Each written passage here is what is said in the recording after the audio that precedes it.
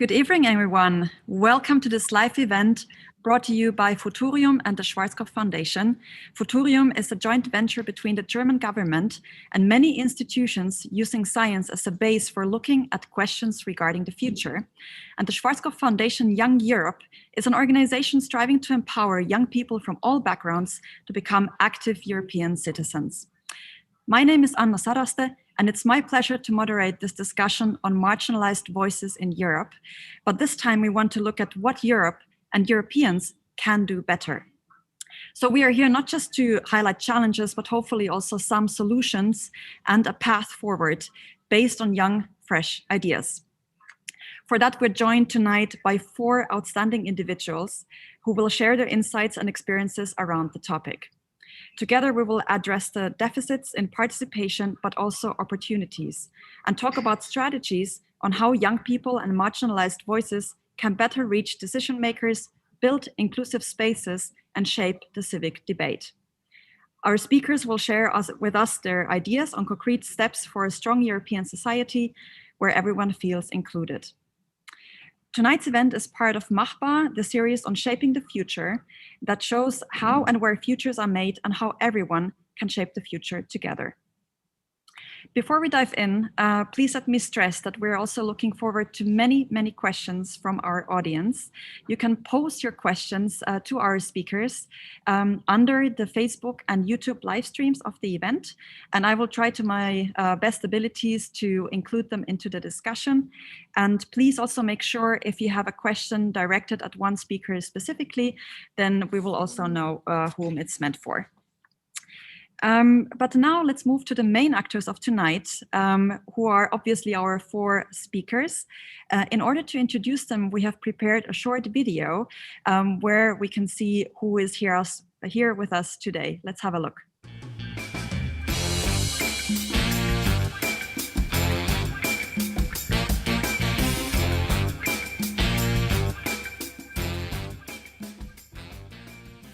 Hello everybody, I'm Yasmina Wiran and I'm an advocate for gender and social justice in Europe. My mantra is, if not now, then when? And it reminds us of the fact that there is not such a thing as a perfect moment, but we just should, dare and take that step. As an activist, I'm committed to amplify the voice of immigrant descents in Europe. And this is why I'm the co-founder of We Belong, which is a platform and podcast that gives a voice to the new daughters of Europe, meaning immigrant daughters.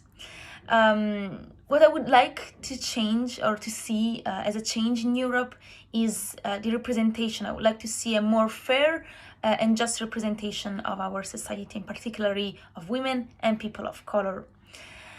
An appeal to all people in Europe is that we are stronger together and never forget these, especially in these times of uncertainty, crisis, and Brexit. Hello everyone, I'm Maria Tanasova. I'm from Bulgaria and currently living in Budapest. I'm the Young European of 2020 and I'm a Romani activist. As a Roma, I feel the Romani cause really close to me. I'm working with other Romani youths. I'm working for more political engagement. I believe that the Romani community has a lot of potential, and especially the young people in the community. As Europeans, I really wish that we are more open-minded. I wish that we can connect more different people and different communities. Hello everyone, my name is Nozi Dube and I am a law student in Belgium. I am also a former president of the Flemish Youth Council and one of the 2 Young Europeans of the Year of 2017. What is my motto? I basically am always telling people and myself to believe in ourselves because I think that is very essential in order to get along in this life. As for my activism, I am very passionate about all human rights in general, but I do focus on topics such as decolonization, such as anti-racism and intersectionality. And a very proud moment of mine within this activism is when in our student-led organization called Undivided, when we finally were able to put all of these topics on the agenda within our university. As for change in Europe, I really do hope that underrepresented, marginalized and excluded communities are finally being listened to, or can finally be listened to one day in the future. And my appeal to Europeans, or to Europe in general, is to finally take the time to listen to these underrepresented and these excluded communities, because we also have to understand that the future of Europe is also very much dependent on how we treat these excluded communities. So I'm thinking of communities such as LGBTQ plus people, such as Black people, and so forth. When I arrived in Malta, I was 16 and a half, going 17. I went through Uganda, South Sudan, North Sudan, the Sahara Desert, and finally Libya. My arrival in Malta was the end of an already very difficult chapter in my life. And as immediately after getting out of detention, I started working. I've worked in construction, I've worked in washing dishes at different restaurants, and that is how I got myself to the point where I am today. And from then on, I had to find my way because I did not want to be labeled a burden. Malta is not my end destination. I want to move on. I have passed from my native Somalia to Kenya, where I grew up, to Malta that helped me to find myself. Indeed, as my mother likes to say, variety is the spice of life.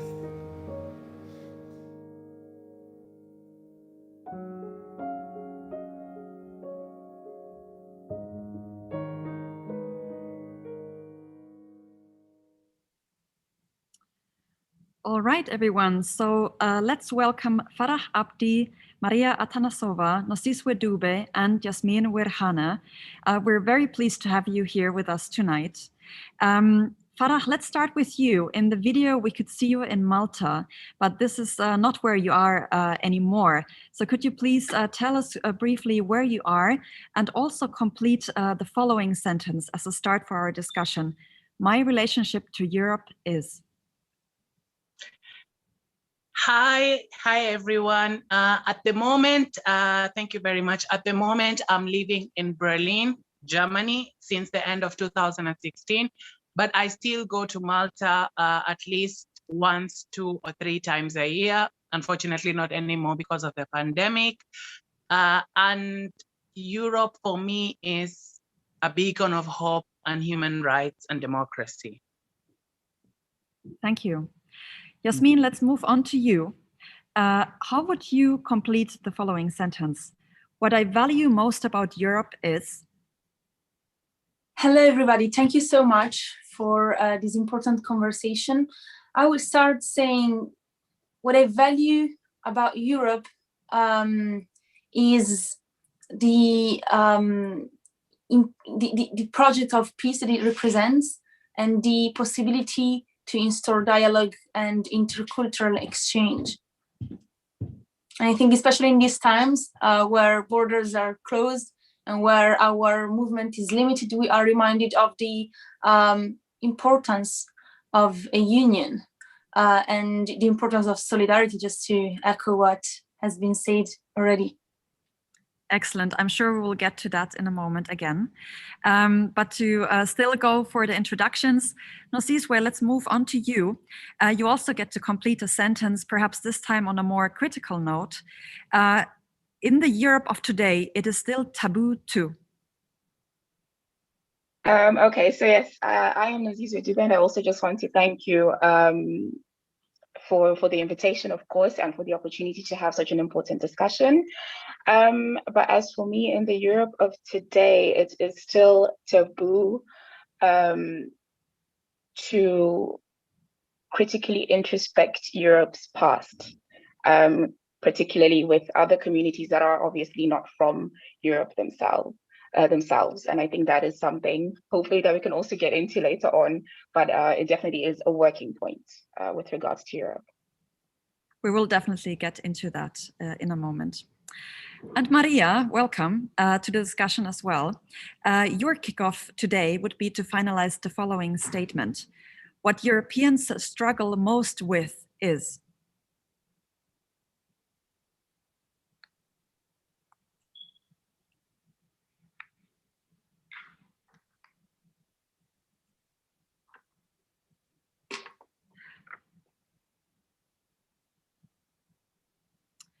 Maria, I think you have to unmute yourself. At least I'm not able to hear you.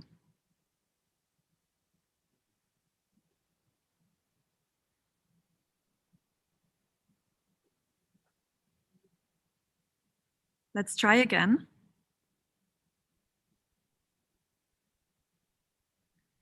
Okay, don't worry about it. We will look at it in a moment, and you will get to conclude your sentence. Meanwhile, let's actually introduce another person who is also on this call, who is Imke Schmidt-Sari. You can see now just her hand at a part of her recording. Hello there, Imke. It's great to see you. So she's actually here to do a graphic recording of our discussion tonight. Perhaps, Imke, you could just take a brief moment to explain what a graphic recording is and what we will later see in your drawing.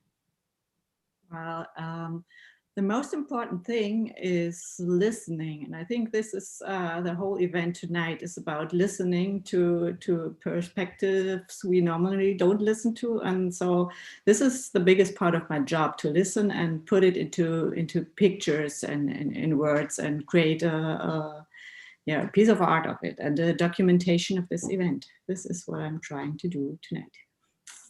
Excellent. I'm sure we will be able to follow your progress as we move through the event and also check back to you to see how it's going. Thanks so much for joining as well.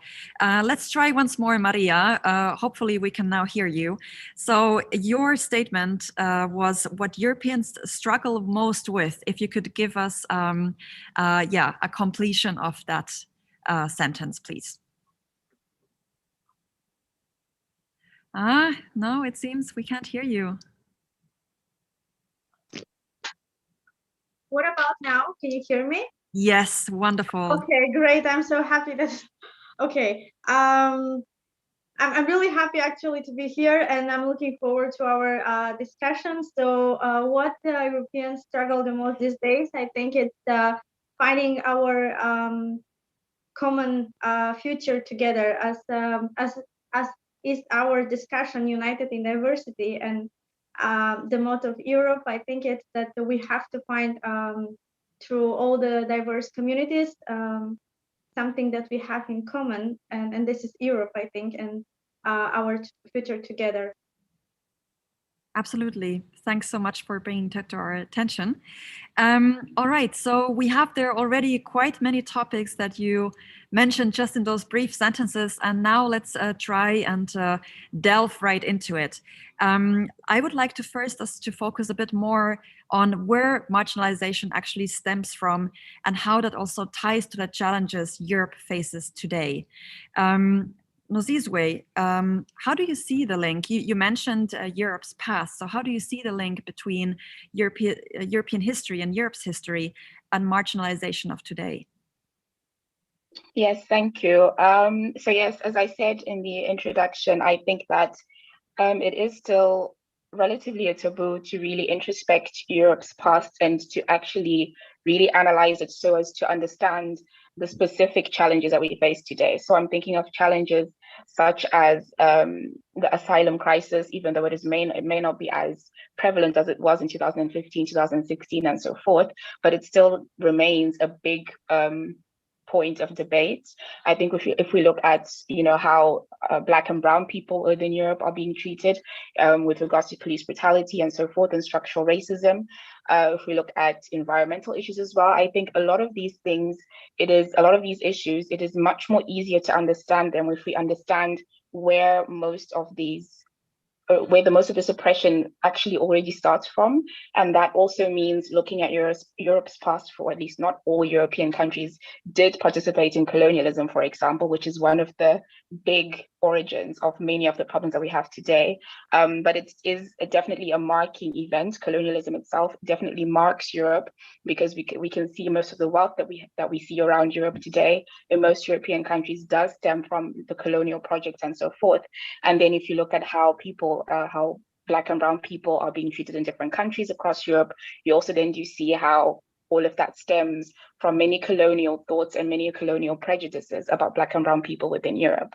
And I think if we are not able to go back and look at that part of European history very critically and be able to be taught about it properly in schools, be it in primary school, secondary school, college, universities, and so forth, if we are unable to do that, I don't think we'll be able to really move forward as one united Europe. And I think at this moment in time, especially with the recent events we had last summer with the Black Lives Matter marches, that also were very prevalent within Europe, it definitely showed that Europe has to do that. It is not just a United States of America problem.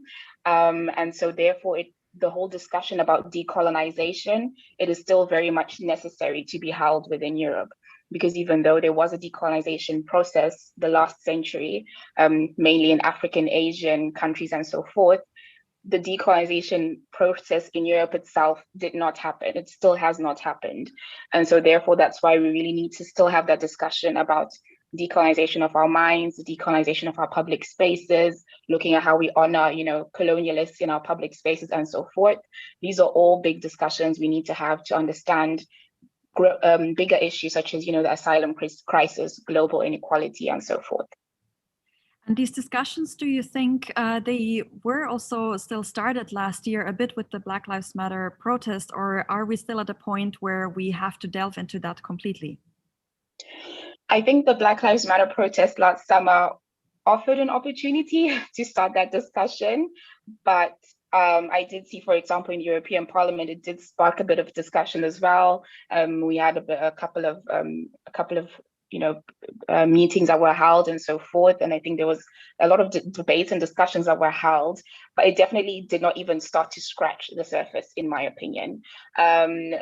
Each and every single country has to introspect on its own past. I think the German Empire had its own specific things it did within African countries and so forth. Belgium had its own specific history within Belgium, Rwanda, and Burundi. You can go on and on for many different countries in the European Union. And so therefore, each country really has to go on that journey by itself.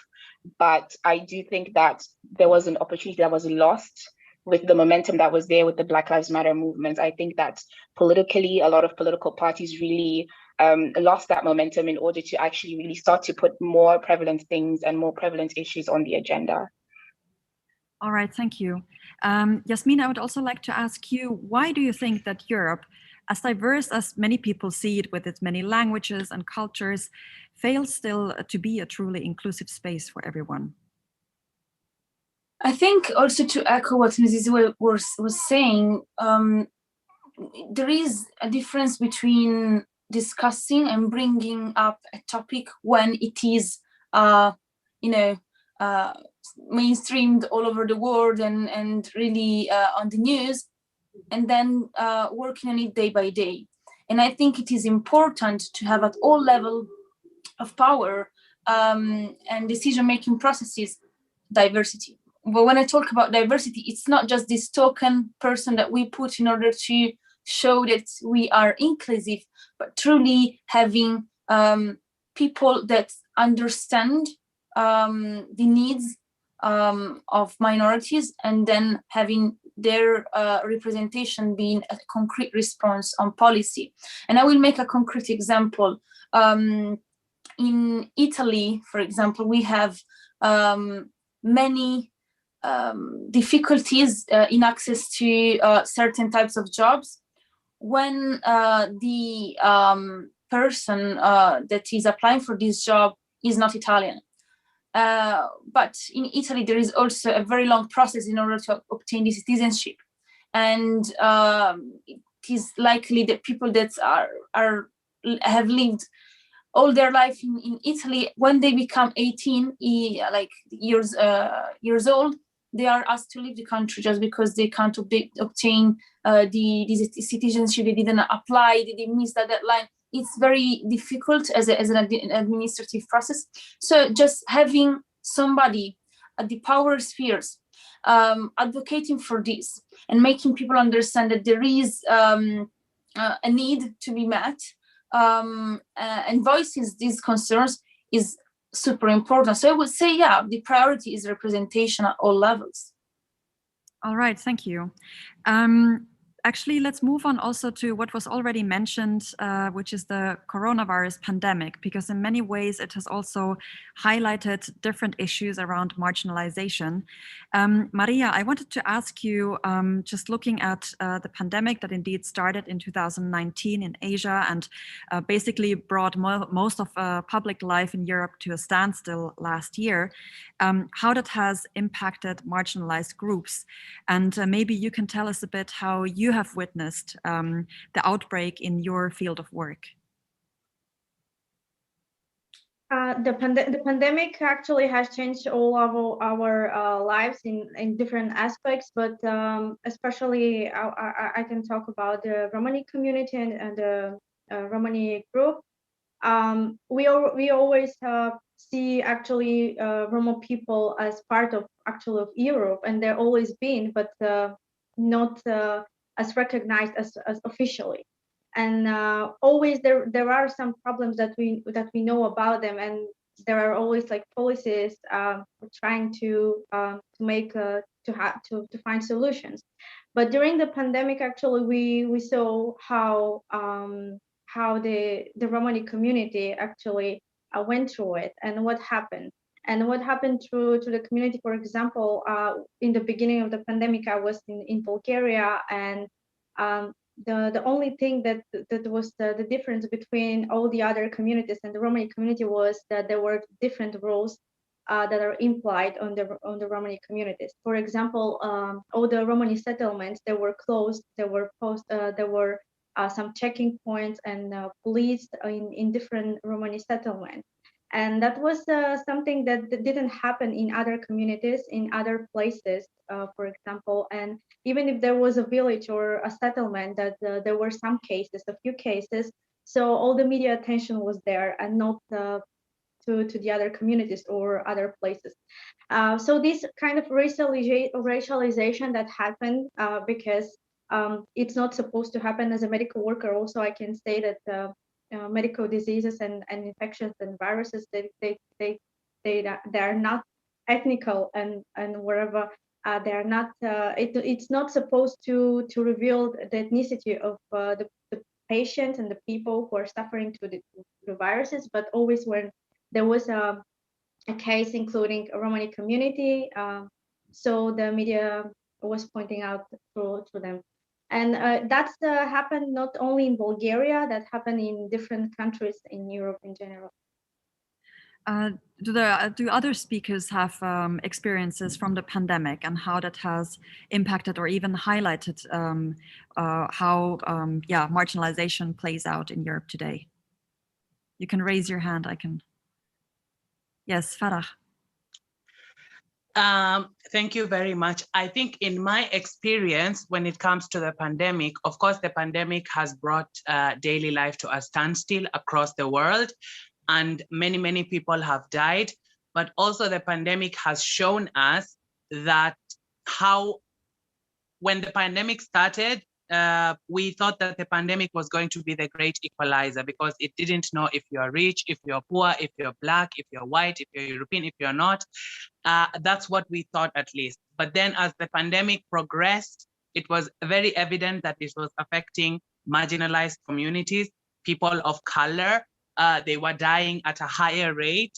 And then it brought life to a standstill, especially for marginalized communities, because, for example, in the LGBTQI community, if you're transgender and you're transitioning, your medication was put to a standstill because the medical community was not seeing that as an important situation at the time. So it showed us that whenever there's a crisis in the world, the people who suffer the most are marginalized communities. At least that's what the pandemic showed. I think I saw some other hands as well. Yes, Nozizwe and then Yasmin. Yes, I definitely do also follow the sentiments that Farah was just saying just now, that indeed I read everywhere on social media and so forth, in articles, opinion pieces, that many people did really think and believe that coronavirus would be the great equalizer, but it definitely is not the case. I think, specifically speaking for the Belgian context, of course, because that is where I find myself, I do see that, for example, in Belgium, if you look at who makes up basically almost the entire workforce of like essential workers. So I'm thinking of people such as people who work in shops, people who are nurses, people who are carers, people who clean, who are cleaners. Even at my university, for example, the people I see cleaning after I've finished writing my exam are all Black and brown people. The people I see working in shops are all Black and brown people. The people I see mostly as nurses and carers are Black and brown people. A lot of them are women as well. And these people, these jobs are not always paid properly, but during the pandemic, they had to show up because everything else had been closed, which obviously meant sometimes as well that their health was being put more at risk, of course, because at the end of the day, everybody needs to use, everybody needs to go to the groceries, everybody needs to still be taken care of by nurses and so forth. But we also don't see that being reflected in the money they get paid as salaries and so forth. So there you see as well, there's this very big discrepancy of who we see as essential workers and who we also pay the adequate wage for being an essential worker as well. And I think that's something that can maybe also be seen in many other European countries. But going on as a student, I definitely did see as well that obviously with the pandemic, everything moved online. All your classes moved online as well. And then that's where you really see how online poverty, internet poverty, and so forth, how that manifests itself. And it was really clear now with the coronavirus pandemic, because before it was just all speculations about what would happen if we were to have something like this happen, and how poorer people and people who don't have access to internet, or people who just don't know how to use internet and computers, would really be impacted on another level. And that was definitely the case for poorer children, poorer students, and so forth. And so therefore, it was definitely not an equalizing, and it still is not an equalizing pandemic in any sense or form. Yasmin, you're also an expert on education. Would you subscribe to what Nosizwe was describing? Yeah, well, I don't know if I'm an expert on education, but what I can say is that I have seen, particularly in France, huge inequalities growing in terms of access to fair education opportunities, just because, as Nosizwe was saying, and Farah too, it impacts, this COVID crisis impacts the population in a disproportionate way. But particularly, I've seen young people from immigrant backgrounds completely losing the touch with schools, or also missing their year. They have to redo the same year just because they lost motivation. They were lacking of the support at home because maybe their parents were working and they can't give them the same attention as a parent that would still work but from home, right? So this is something. Also, I've seen a lot of discriminations in terms of controls that young people face in the streets for and police violence that has occurred in France. I can mention one in the city of Grenoble. It's a small city in France. There is two young people. They weren't wearing a mask in front of their school, and they got beaten by the police. So this was a case that is on newspapers too. And there is many of these stories that we keep hearing, and mostly the people that are involved are people of color. So it is very unfortunate, but it's something that still continues to happen. And so when there is more surveillance and controls because of this crisis that we need to deal with, then the most impacted are also people of color. Yeah, something, Maria, you were also describing before.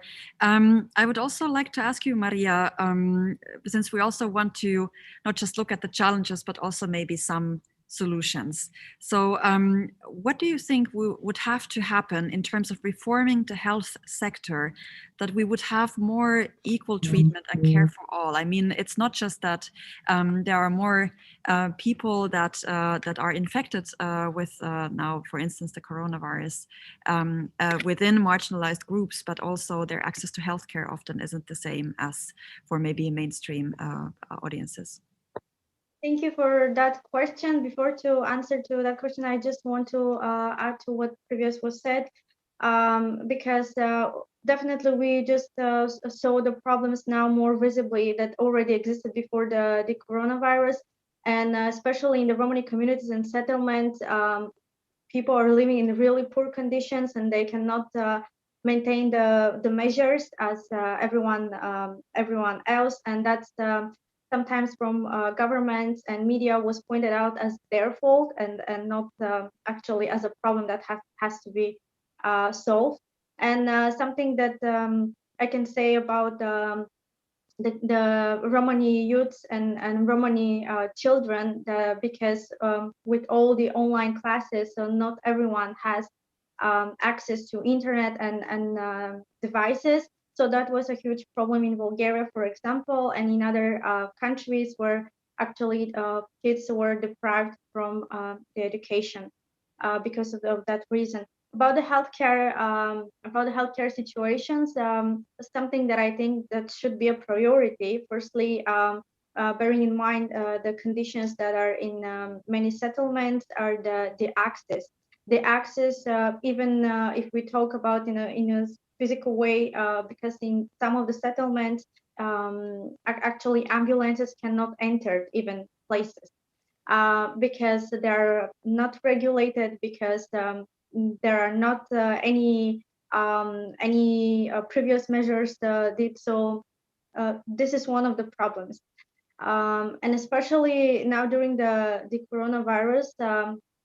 I think that there's need of more cooperation between the Romani communities and especially the healthcare workers and the institutions, because no one from government institutions and healthcare institutions actually sees the Romani community as a priority, or minorities in general as a priority when it comes to the healthcare situation. Because as I mentioned earlier, firstly, there is a more rate of sickness, and people cannot maintain the measures, so they have to be priority. But that's not seen as it is. Something that I think that could be done despite the cooperation is if there are policies for inclusively and to include Romani people and other communities across Europe, minority communities. Thank you. At this point, let's actually have a look at how the graphic recording is going. We see that there is a lot of work being done by Imke. And if possible, I would like to just have a brief question for her and see how it's going. Can you perhaps already describe some of your drawings, Imke?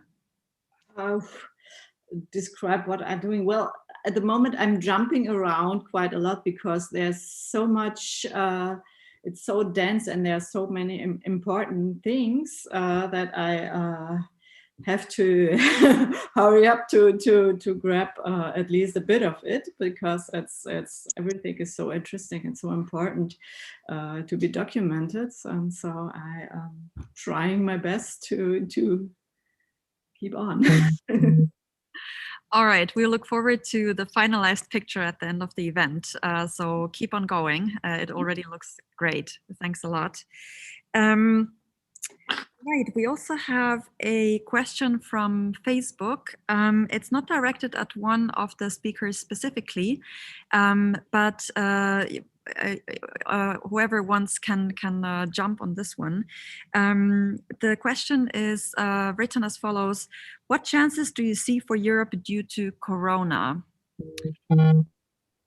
Anyone who would like to answer that? Sorry? What chances do you see for Europe due to Corona? I think this also means in terms of like, what chances do you see for, well, more inclusion, more equality in Europe now that we're living in the midst of a pandemic? May I just say something? I think that we saw during the pandemic so many mistakes that have been done and problems that already existed. So I think it's time Europe to learn its lessons and to do something about these problems, because I think this is a good time to use it and to just definitely make policies or any actions in regard with these problems that have been exposed because of the pandemic. Thank you. Yes, Nosizwe. Yeah, I think I'm looking at it from like 2 points of view. So I definitely do follow what Maria just said about looking definitely at healthcare sectors and making them robust enough for this until it ends and for avoiding something like this obviously in the future. So obviously being ready for something like this, but obviously broader than that, it also is about not just about the healthcare sector, but it's also about tackling poverty so that you can actually ensure that people already have the basic necessities in normal times.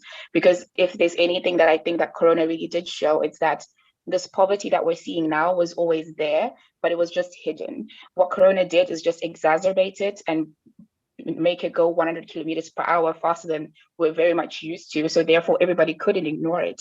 But it has always been there, this poverty. It's just been more exposed because there were lockdowns and there were quarantines and so forth. So I think that really goes to looking at like wages. As I said before, like essential workers, how much are we paying them? Are we really paying them their work's worth? Are we really taking care of children? Are we ensuring they have their basic needs? Books, internet, all of those things for families. But I think if we're also looking at Europe, and this is the part where I was coming from in the beginning about introspecting about Europe's past and looking at Europe's place as just a continent in the entire world, because that is what it is at the end of the day. We also have to look at how, if we're looking at the coronavirus and we're looking how vaccine distribution, for example, is being handled, we see that a lot of many rich countries, and it also has to be said, much of this wealth obviously also does stem from, these colonial past and slaves, trades, and so forth. That also allows many European countries in the European Union, for example, to be able to purchase and hoard a lot of vaccines while leaving many poorer countries and many poorer continents without. And in the pandemic, this is obviously not really something that it can look like a very good thing because you're protecting ourselves here, but a pandemic doesn't work and doesn't stop at borders. It doesn't stop at continents. So even if all Europe has vaccines and everyone here in Europe is vaccinated up, with global inequality will still be, and other continents not having access to the same amount of vaccines as Europeans do, will still carry on with this pandemic. And so therefore it also calls for the introspection of Europe and the European Union and looking at its position in the entire world and understanding that this is also an opportunity to actually look at that and look at itself critically and think about, okay, what is our position in this? Let's just not think about ourselves, but let's think about how we should also play a role in eradicating this virus, obviously, from the entire world, I think. And as you were pointing out, and many commentators have also said, for instance, trade for a long time already is actually global. And in order to curb, kind of have the trade start again, you also cannot, for instance, vaccinate only nationally, like all these chains of, and so forth. Like it's just one example of how we are actually living in a globalized world and we're really dependent on one another. I would like to move on to something that has popped up time and again now in the discussion already, which is education, from the perspective of, for instance, talking about history. But I would also like to ask maybe specifically you, Yasmin, again, when we talk about education and how to sort of also use that as a tool for inclusion.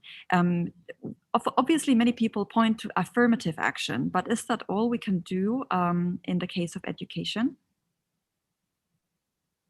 I think that precisely now that everything went virtual, it is important to make sure that we provide as many diverse tools as possible. And when I say tools, I mean also we had in the past the Erasmus program is still there, but now we can't really travel even for short Erasmus Plus program, short-term travel studies trips. It's more difficult, and I think we need to rethink, to come back on in terms of opportunities for Europe, to rethink the way that we use these tools. How can we continue to educate on intercultural exchange while being, apart and being remote?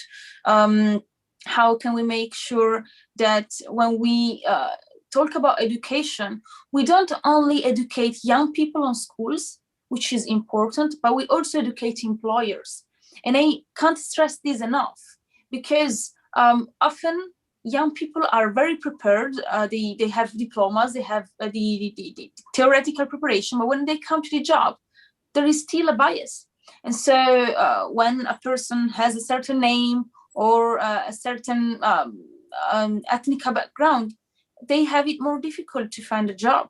So how do we educate the recruiters on diversity and inclusion in a meaningful way? Because I can tell you, for having seen colleagues working behind the scenes, that CEOs at the top of companies are still very afraid to bring representation. They are afraid of the reaction of other people, of their partners, of trade, in the trade sector. So I think it is important to be bold and to put these people in positions of power, to say that it is possible, and then reflecting and re-educating employers on the way they recruit.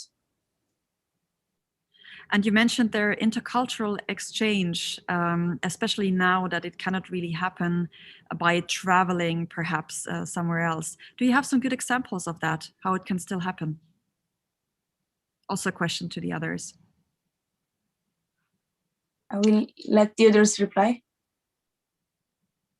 I think intercultural exchange can still happen, because even with the shortcomings that the virus has exposed with internet, because all the speakers spoke about that, is that it has made us, it's very aware that we are a globally connected society, and we can still teach, learn, spread awareness, because these days everybody has social media, everybody has Facebook, everybody has Instagram, everybody has Twitter. So we can share our experiences and amplify our voices through those platforms and continue culturally exchanging.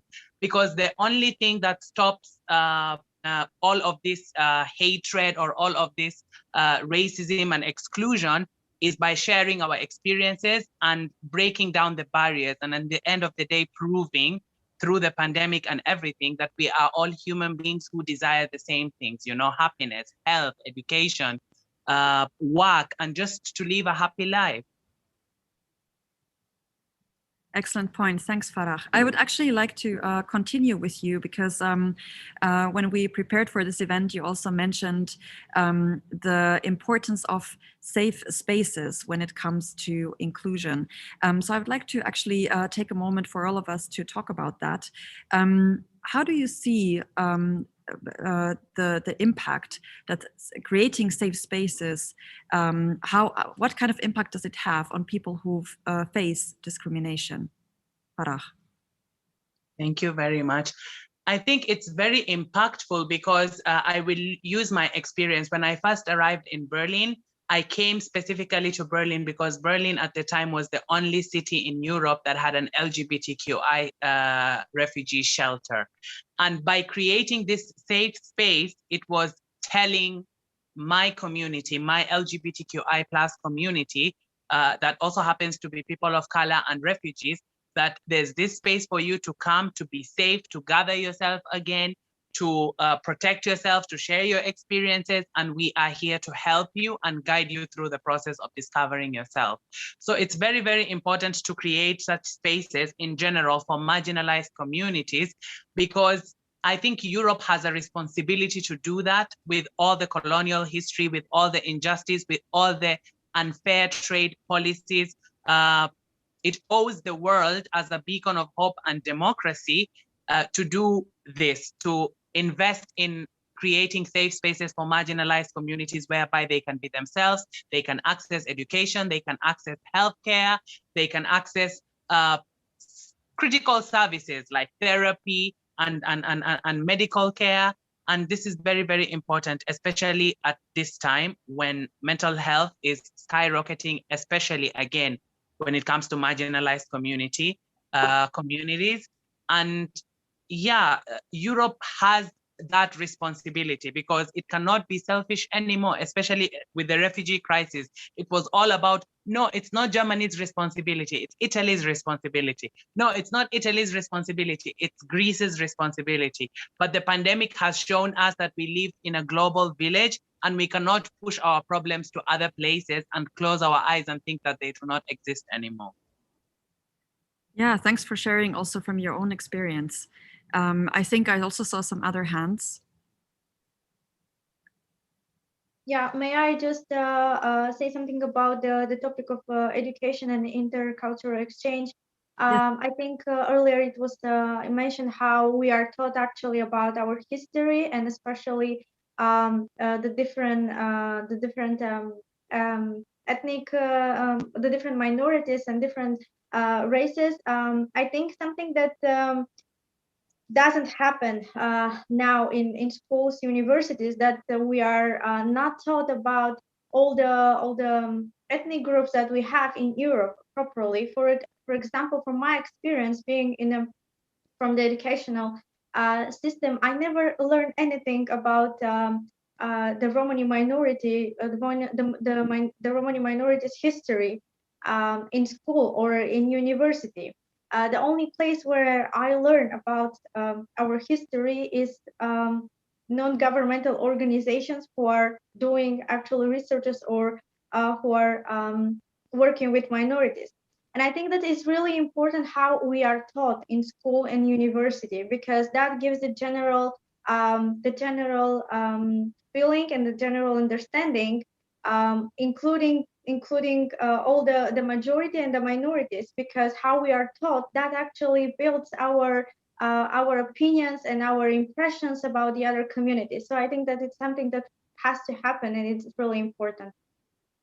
Thank you, Maria. I'm sure this also applies to other minority groups, but Nozizwe, please.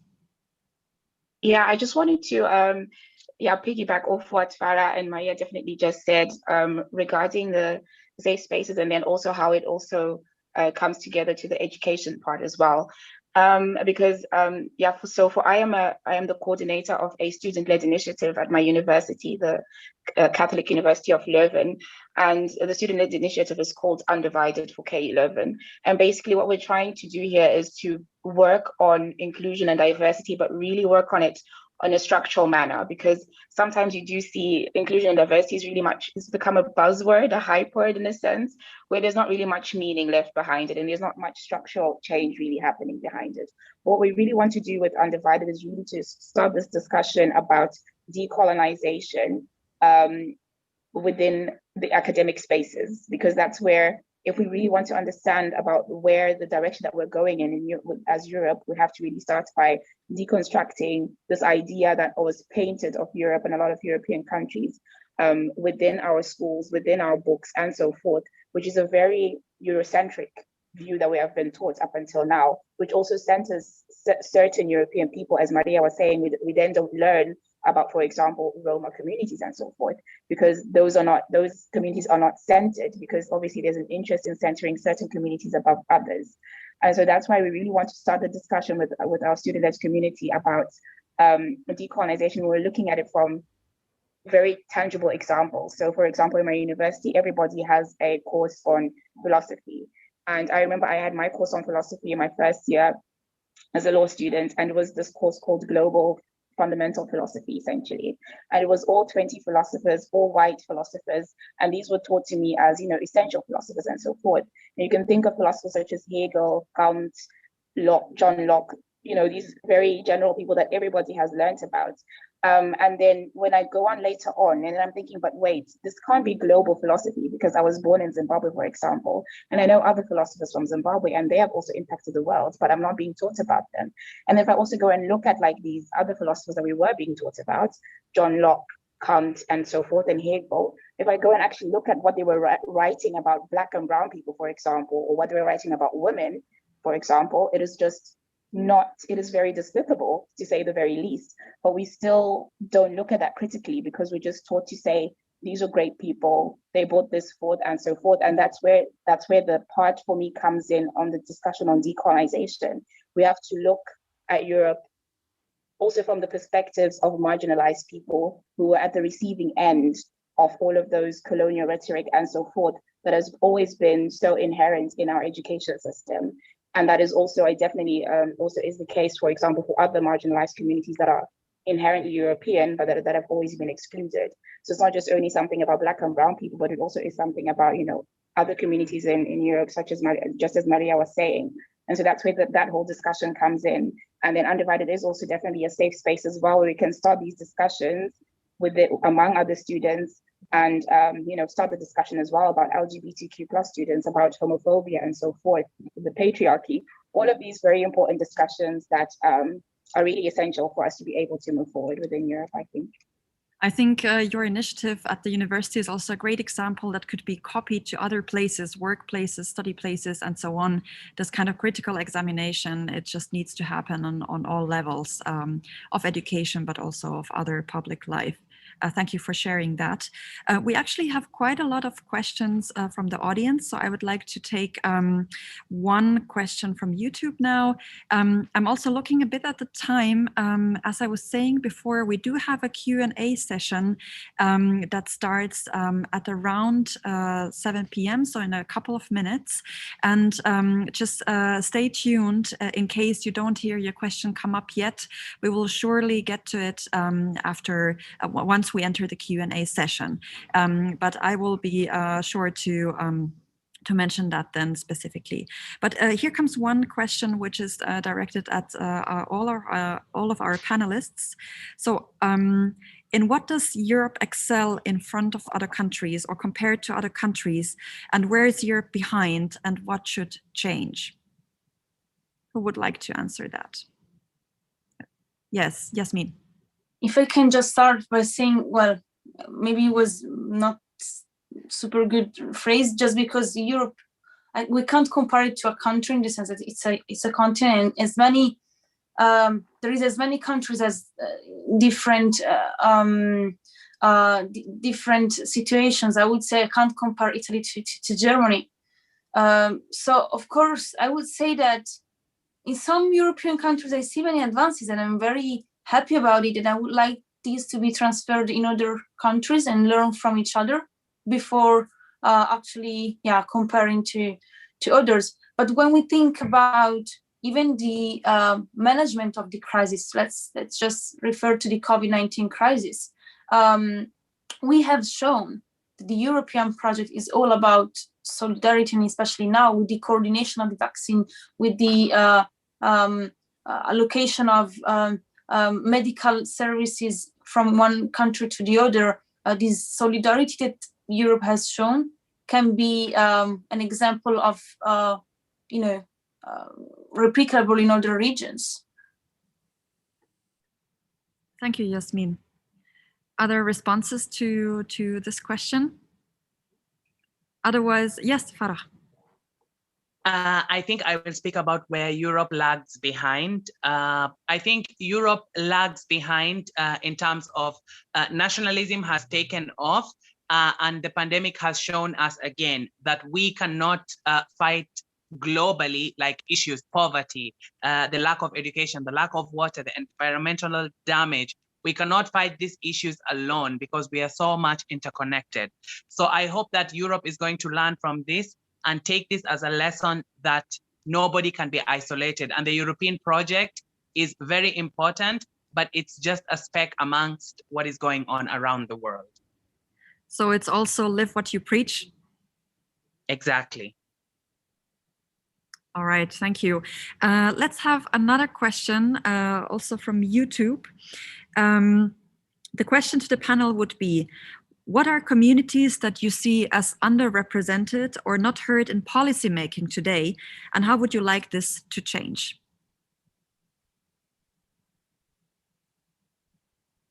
May I? Yes, Maria, please. Something that actually always triggers me is that all across Europe, only in a few places there are full representation of the Romani community. And I'm a Bulgarian, and in the Bulgarian government there is no one political party or movement who represent actually Romani communities. And I think that's something really common that we can see all across Europe about representation on minorities in general.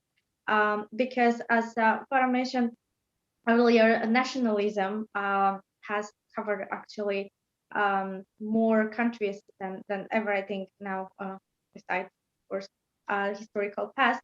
And that's something that really political parties and representatives, they are not allowing themselves to include in the agenda minorities and different minorities and migrants, because that kind of affects their the opinion about them, which is something that has to be broken. And they have to realize that policy making and in Europe in general cannot be possible without including all the communities.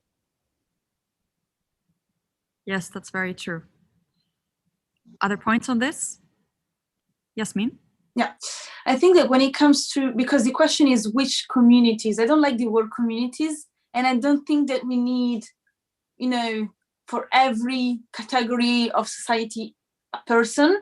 At least, I mean, realistically, this would be very ideal and very good, but realistically, while in many countries there is not even one person that represent people with immigrant backgrounds, for instance, even just having a few, they might be from any socioeconomic even background. For me, being a minority is also not being part of the elite that in a society has easy access to decision making just because of their background. For me, when a person has this intersectional understanding of what it means to coming or to having immigrant backgrounds or to facing inequalities, then they will be more able to effectively respond to the needs that people like me or like Maria or like Farah face, because they will know what it means to be unheard or to not have your needs voiced or addressed. Maybe you can briefly describe intersectionality. Of course. Well, I would explain intersectionality as the combination of elements that form discrimination. It could be gender, it could be ethnicity or race, it could be class, and the combination of those create what we can call an intersection of discriminations. But then how do we turn these stigma into strength? That's something that I always try to ask myself throughout my work, to understand that what we see as an obstacle can actually become a strength and a wealth for us, for the society we live in, and more broadly for a better representation, understanding that precisely because we have faced unique challenges, then we can address them better. Thank you. We will continue the discussion very soon in the Q&A part of the event. But at this moment, we have to soon say goodbye to our graphic recorder, which is why I would like to still once go back to her and hello, Imke, and here again to document this event. And I want to also already thank you for your great work. This looks like a fantastic picture. Thank you very much. I'm still putting a bit of color in it. Well, it has been extremely interesting, and I just have